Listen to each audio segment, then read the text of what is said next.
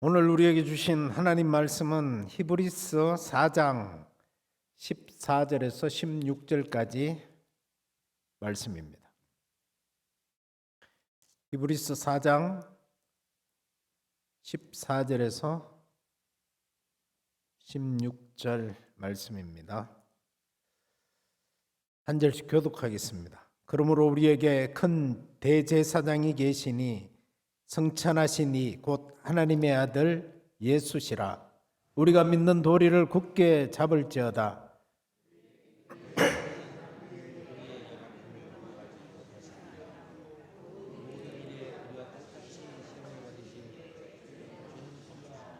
다 같이 읽습니다. 그러므로 우리는 긍휼하심을 받고 때를 따라 돕는 은혜를 얻기 위하여 은혜의 보좌 앞에 담대히 나갈 것이니라. 아멘. 시간이 얼마나 빨리 지나가는지 모르겠습니다. 성경의 표현대로 베텔의 북처럼 날아가는 화살처럼 또 눈 깜짝할 사이에 6년이라는 시간이 지나갔습니다. 제가 신당조항교회 2019년 12월 29일에 부임했습니다. 오늘 2025년 11월 26일이니까 딱 한 달 빠지는 5년 11개월의 사역을 마무리하는 고별 설교를 하게 됐습니다. 사실 오늘 고별 설교가 아닙니다. 29일 날 토요일 날 새벽에 마지막 새벽 기도를 해야 됩니다. 끝까지.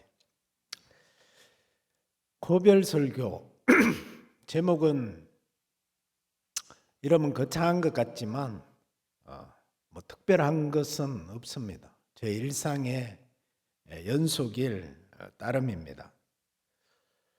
하지만 신당요한교회에서 마지막 설교를 어떻게 해야 될까 하나님께 묵상하면서 기도하면서 생각해 보았습니다. 그때 오늘 말씀인 때를 따라 돕는 하나님의 은혜라는 이 말씀이 생각났습니다. 때를 따라 저를 도우셨던 하나님의 은혜를 생각하면서 제 인생에 그때 순간순간마다 도와주셨던 그 하나님의 은혜를 나누고자 합니다. 원래는 지난 수요일이 제가 이 마지막 설교를 해야 했는데 장례식 때문에 한 주간 뒤로 연기가 됐습니다. 이것 또한 여러분들은 모르지만 저에게는 기가 막힌 이 하나님의 은혜입니다. 지난주에는 제가 얼굴에 검은 딱지들이 덕지덕지 붙어 있었습니다. 여러분들이 보셨는지 모르겠지만 그래서 이 설교를 이거 지금 화면에 분명히 나오는데 마스크를 해야 되나 화장을 해야 되나 엄청난 고민을 했었거든요. 레이저로 기미와 잡티를 제거했습니다. 아니 이렇게 질문하는 사람이 있을 수 있습니다.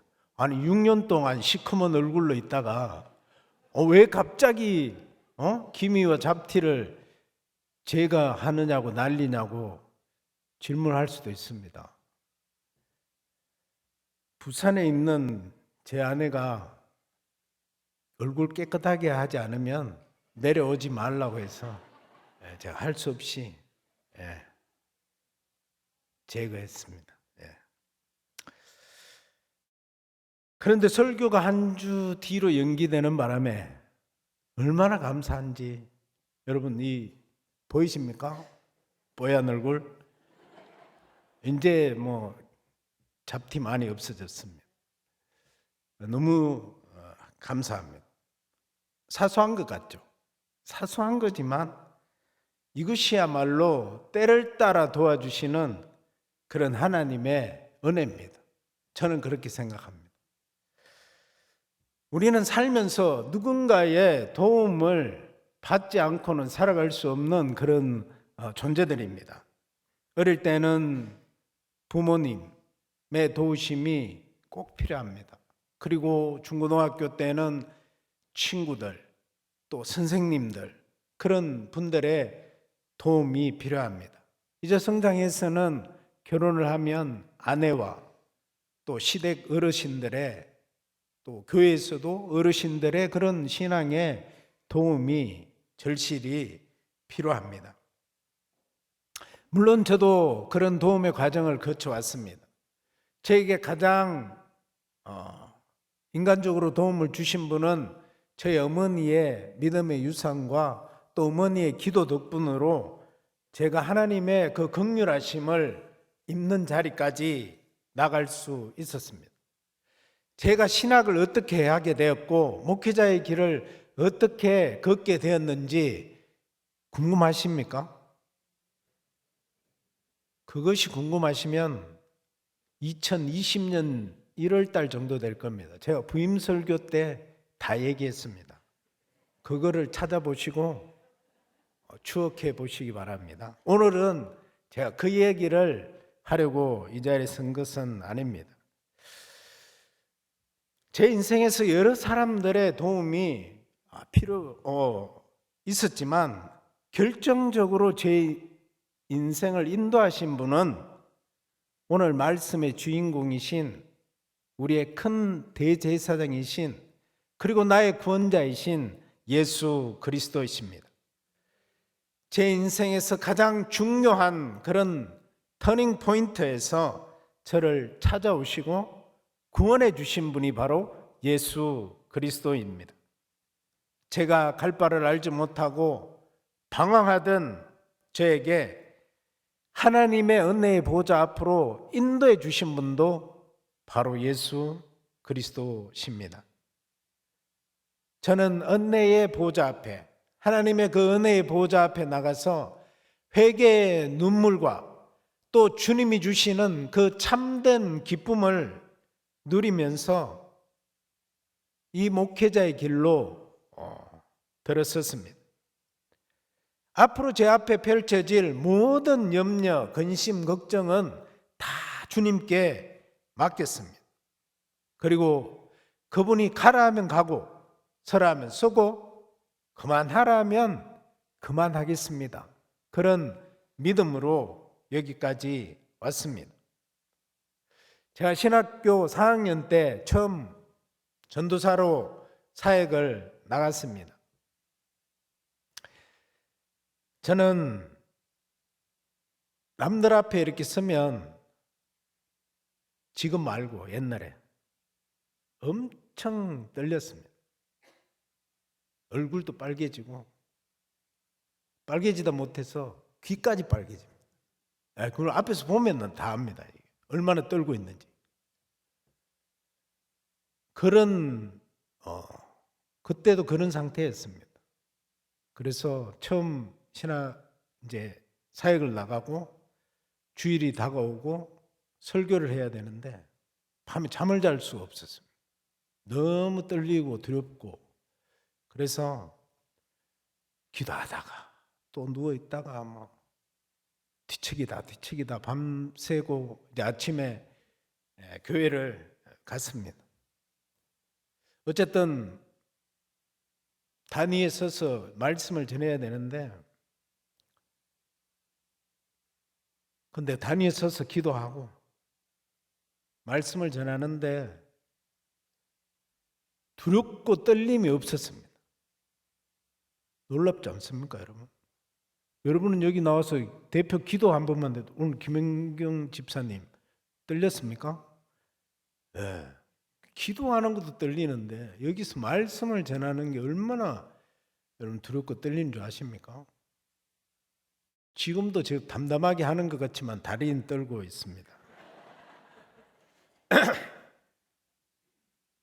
그만큼 그랬는데 성령님이 이게 함께 한다는 게 이런 거구나. 나의 연약함 이런 것들을 하나님의 능력으로 다 덮어주신다는 것을 그때 정말 체험했습니다.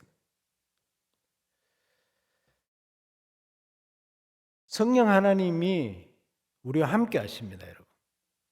어떤 어려움이 있어도 함께 해 주신다는 겁니다. 그날 이후부터 제가 사람들 앞에서 이렇게 말씀을 전할 때에 두려워하지 않습니다. 지금까지 담대하게 말씀을 전해오고 있습니다. 제가 이 목회 길에 들어서면서 한 가지 하나님 앞에 올려드린 기도가 있습니다. 제 모교는, 제 고향은 포항입니다. 포항 시내에서 남쪽으로, 포항시 남구 오천읍.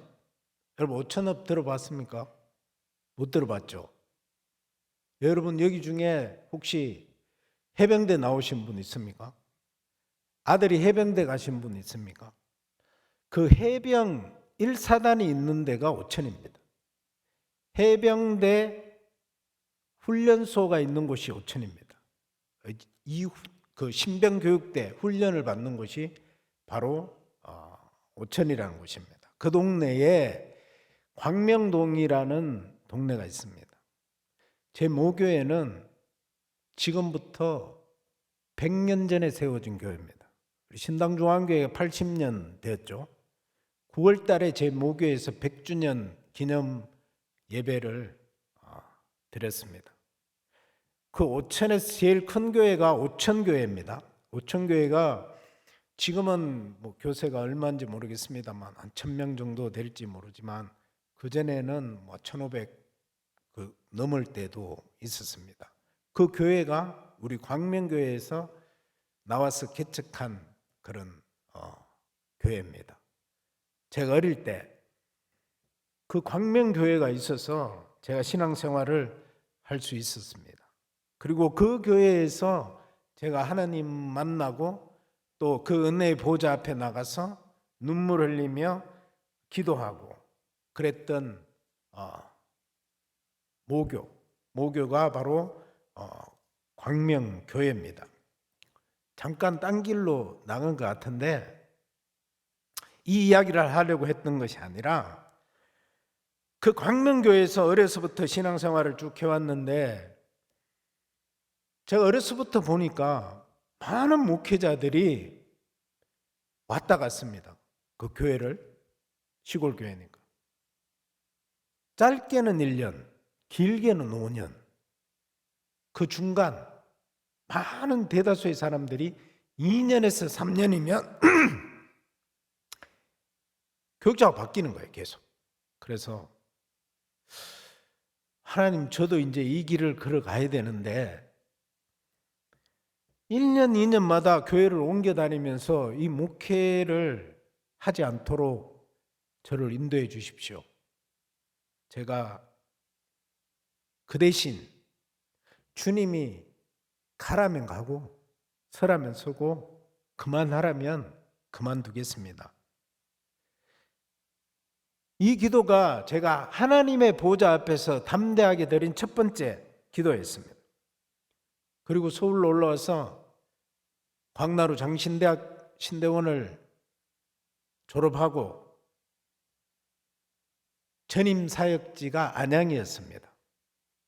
안양에서 6년, 인천에서 7년, 그리고 서울 여기 신당중앙교회에서 5년 11개월, 거의 6년이죠. 그렇게 5년 안에 잘리지 않고 여기까지 왔습니다. 또 주님께서 저의 기도를 잘 들어주셨습니다. 내가 너와 함께 하겠다. 내가 너를 붙들어 주겠다. 그 약속의 말씀을 신뢰하면서 이 길을 걸어왔습니다. 제 주변에 많은 사람들이 이런 얘기를 합니다. 담임 목사 나가야 되지 않냐고. 여러분 중에 저한테 한 분들 있지 않습니까? 혹시? 있을 겁니다, 아마. 제가 상처를 안 받아서 그렇지. 담임 나가야 되지 않냐고. 많은 분들이 그렇게 얘기를 합니다. 저희 어머니도 그렇게 얘기합니다. 제 고등학교 친구 중에 한 명이 포항에서 주지 스님입니다. 그것도 조계종의 주지입니다. 이 친구는 주지가 된 지 한 10년이 넘습니다. 제가 전임 나갔을 때 전화 와서 야, 니는 언제 주지 되노? 니는 언제 네 교회 하노? 이렇게 이제 전화 왔습니다. 제가 뭐라고 했겠습니까? 야, 우린 너하고 다르다. 우리는 지 하고 싶다고 하는 거 아니다. 위에서 하라고 허락해 줘야 된다. 하나님이 해라고 해야 그럼 담임 목사 되는 겁니다. 아무나 하는 거 아닙니다, 담임 목사님. 잘 알아서 모시기 바랍니다. 자, 여러분, 주지면 어떻고, 담임이면 어떻고, 부목사면 어떻습니까? 우리가 하나님의 종으로 부르심을 받았다면, 그리고 하나님의 몸된 교회를 섬길 수 있다면 이것이 은혜 아닙니까? 그렇지 않습니까? 장로는 어떻고, 권사면 어떻고, 집사면 어떻고, 성도면 어떻습니까? 구원받은 백성으로, 하나님의 백성으로 그 자체로 살아가는 것이, 그것이 감사한 일 아닙니까? 저도 이런 생각이 은혜 받고 사역하고 끝까지 갈 줄 알았어요. 끝까지 은혜로. 여러분, 신앙생활 하면서 업다운이 있습니까? 없습니까? 여러분은 은혜 받고 계속 은혜로 지금까지 살아왔습니까? 그렇지 않죠? 슬럼프가 있습니다. 떨어질 때가 있습니다. 저에게도, 저는 슬럼프가 없었을 것 같습니까? 저에게도 슬럼프가 있었어요. 신앙에 다운될 때가 있었습니다. 돌아보면 오늘 아까 찬양했죠, 마지막에. 모든 것이 정말 은혜인데, 여러분, 돌아보면 모든 것이 은혜입니다. 은혜가 떨어지면 어떻게 됩니까? 은혜로운 척 하지 말고 은혜가 떨어지면 어떻게 되는지 여러분들이 지금 조금 전까지 했던 원망, 불평, 불만이, 은혜가 떨어지면 어떻게 됩니까? 우리가 하나님과 점점 멀어지고 하나님과 등을 쥐고 걸어가게 됩니다.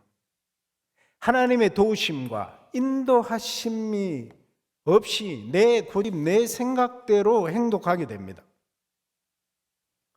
제가 2018년까지 인천에서 부목사로 사역을 했습니다. 그리고 청라로 이사를 갔습니다. 그 사역을 그만두면서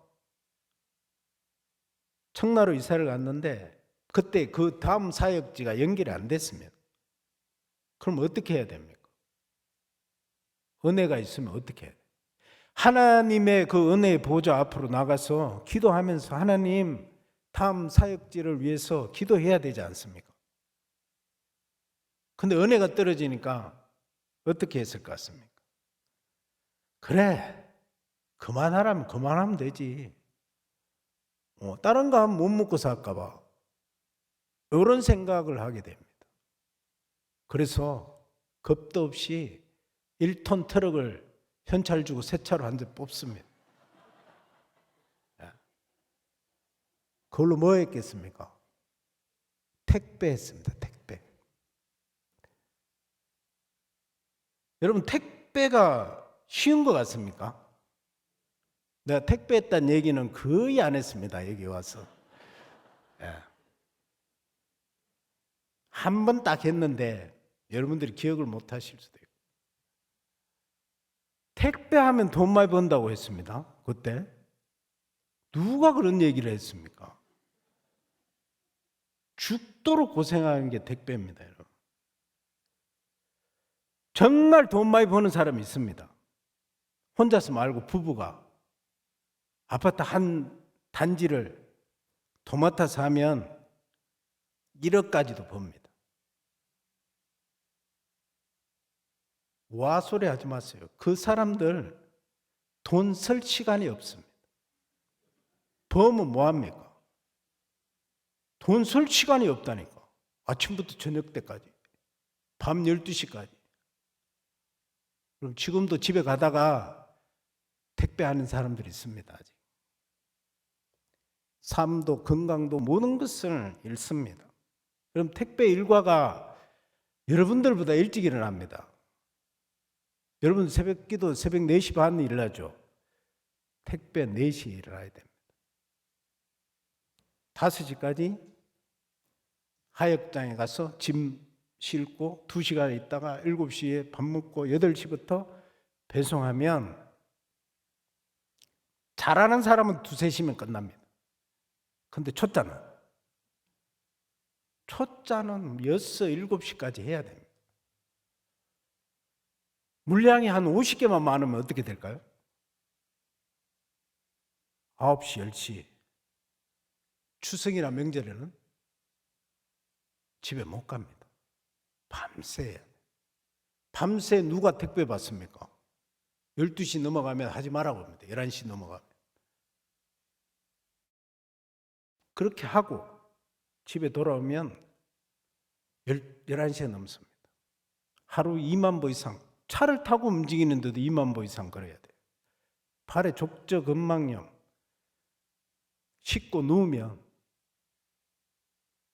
남편이 얼마나 김소연 목사랑 유아랑 불쌍해 보이겠습니까? 거의 녹초가 되어 뻗으면 눈물로 발 마사지 해줍니다.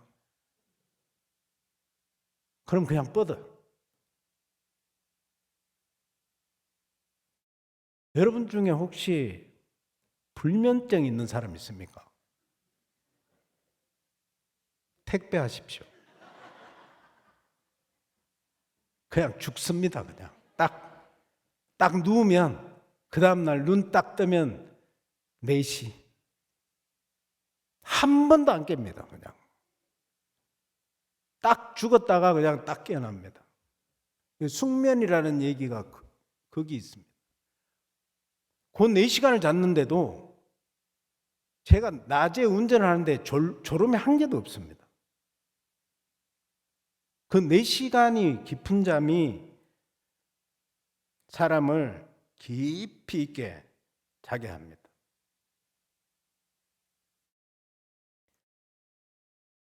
이 택배할 때 우리 딸이 중학교 1학년이었어요. 유아가 아빠가 불쌍하기도 하고 아빠 얼굴을 봐야 되는데 밤 12시에 들어오니까 못 볼잖아. 4시에 일어나서 날 배웅해 줄 때까지 배웅을 해줬어. 내가 그 기특함을 내가 지금 잊을 수가 없어. 정말로. 그리고 걔가 아침 학교 갈 때 9시 전까지 공부를 한 거예요. 지 혼자. 이게 하나님 은혜 아닙니까? 걔 공부 밑거름이 된 게 그 시간대였어요. 그러니까 하나님이 다 때를 따라 우리 인생에 개입하시고 도와주셨습니다. 그렇게 시간이 8개월 지나갔습니다.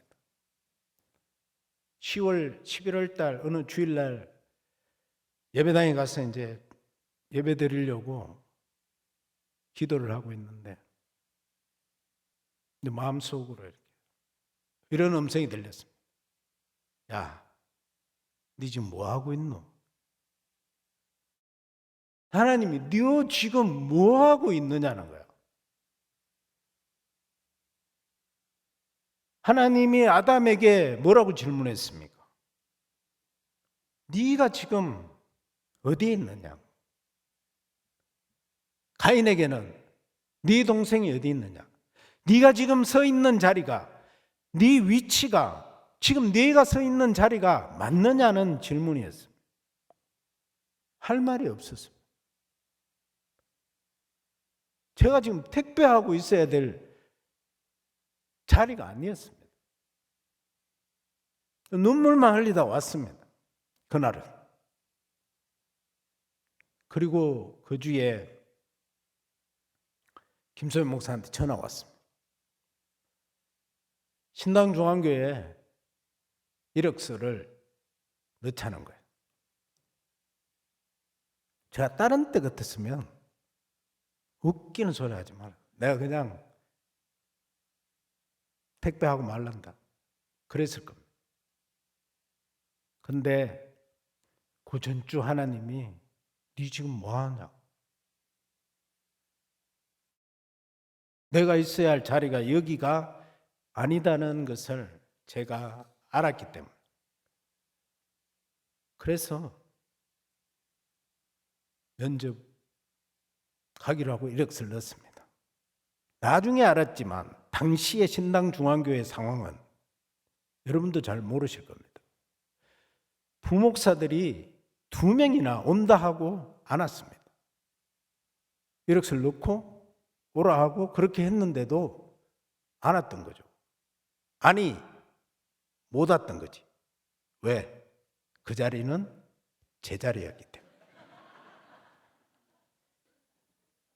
하나님이 이거 딱 찜해 놓고 있었거든. 그래서 신당중앙교회에 제가 온 것이었습니다. 그 전주에 하나님의 제가 음성을 듣지 못했더라면 아마 저는 그 힘든 일을 그만두지 않았을 것입니다. 그러나 저는 이것이 하나님이 나를 불쌍히 여겨주시는 그 긍휼의 때고 은혜의 때임을 알았습니다. 여러분, 가장 중요한 것이 있습니다. 살면서 이게 하나님의 음성인지 그걸 분별할 수 있는 영적인 분별력들이 여러분들에게 있어야 됩니다. 아무리 하나님이 얘기해줘도 내가 그것을 분별하지 못하고 알아차리지 못하면 그건 하나님의 소리가 될 수 없습니다.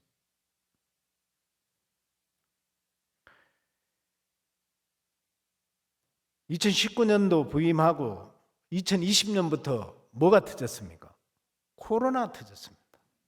코로나 터져서 여기 거의 텅텅 비고 그렇게 예배를 드렸습니다. 거의 한 3년이 그렇게 흘러 지나갔죠. 그때 할 수 있는 게 전화였습니다. 믿음 화평 교구 성도들에게 전화 돌리고, 그리고 전화 신방하면서 3년이라는 시간이 지났습니다. 그 이후로도 너무나도 빠른 시간이 지나갔고 그 사이에 많은 분들이 하나님의 부르심을 받고 천국으로 갔습니다. 아직 여기 남아 계신 분들도 많지만 그래도 저는 이 신당중앙교회에서의 그 6년이 너무나도 행복한 시간이었습니다. 지난날 제가 잃어버렸던 그 감사, 그것이 회복되었고 제가 신당중앙교회에 와서 불평하거나 불만하거나 월급이 작다거나 그런 적이 없습니다. 우리 개건사님이 신방 가자 하면 신방 가고, 한마디도 내가 불평하지 않았고 감사함으로 다 신방할 수 있었고, 권사님들과 다니면서 맛있는 것도 먹고 많은 이야기도 나누고 좋은 추억을 가질 수 있었습니다. 야곱이 라헬을 사랑해서 7년을 하루같이 보냈다고 한 것처럼 저 또한 이 6년의 세월이 너무 빨리 지나갔고 또 아쉬운 마음이 듭니다. 그리고 이제 때가 되어서 하나님께서 다른 사역지로 가라고 하셨습니다. 앞에서 제가 말씀드렸습니다. 하나님 가라면 가고, 서라면 서고, 그만하라면 그만하면 됩니다. 그러나 아직 그만둘 때가 아닌 것 같습니다. 여러분, 제 나이가 몇 살 같이 보입니까? 감사합니다. 예. 제가 이래봬도 나이 먹을 만큼 먹었습니다. 예. 내일 모레 60입니다. 60. 58세입니다. 58세. 58세에 다른 사역지 구해서 가기 쉽지 않습니다. 담임 목사 빼고 부목사로서. 진짜입니다, 이거.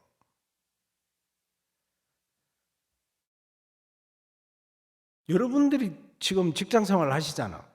58세에 다른 직장 구할 수 있습니까? 갈 수 있습니까? 다른 직장? 제 딸이 대학교 1학년인데 유아가 자기 친구들이 다 아르바이트를 한대요. 왜 아르바이트를 해야 되니? 그래 물어봤더니 걔들은 엄마 아빠보다 나이가 한 10살이나 젊은데도 다 논대 집에서. 실직자라는 거예요. 그래서 자기들이 아르바이트를 해서 학교를 다녀야 된다. 근데 엄마 아빠는 진짜 하나님의 은혜로 그 나이에도 불러주는 데 있고 그렇게 얘기하는 것을 보면서 정말 하나님의 은혜가 우리 가정에 또 하나님의 은혜가 우리 삶 가운데 늘 있다는 것을 다시 한번 느끼면서 감사하고 살아가고 있습니다. 제가 오늘 여기까지 온 것은 제가 잘나서 온 것이 아닙니다. 제 삶에 따라 삶의 때를 따라 도와주시는 하나님의 은혜가 있었기 때문에 제가 여기까지 올 수 있었습니다. 그것을 저는 나누고 싶습니다. 저에게 임하였던 때를 따라 돕는 그 하나님의 은혜가 오늘 수요 기도회에 나오신 우리 신당 중앙교회 모든 성도님들의 가정과 우리 신당 중앙교회 위에 언제나 함께 하시기를 예수님의 이름으로 축복합니다. 기도하겠습니다. 하나님 아버지, 때를 따라 돕는 은혜를 입기 위해 주님의 은혜 보좌 앞에 담대히 나왔습니다. 저희 평생에 하나님의 은혜를 입게 하시고 때를 따라 긍휼하심과 자비하심을 입는 주님의 백성들이 되게 하옵소서. 신당 중앙교회 모든 성도님들이 주님께 붙들림 받으여 간구하는 모든 기도가 우리 주님의 보좌에 올려져서 기도의 응답을 받기를 간절히 소망합니다. 주님의 이름을 크게 부르고 담대하게 기도의 자리로 나아가는 이 수요 기도 시간이 될 수 있도록 은총을 베풀어 주시옵소서. 예수 그리스도의 이름으로 기도드립니다. 아멘.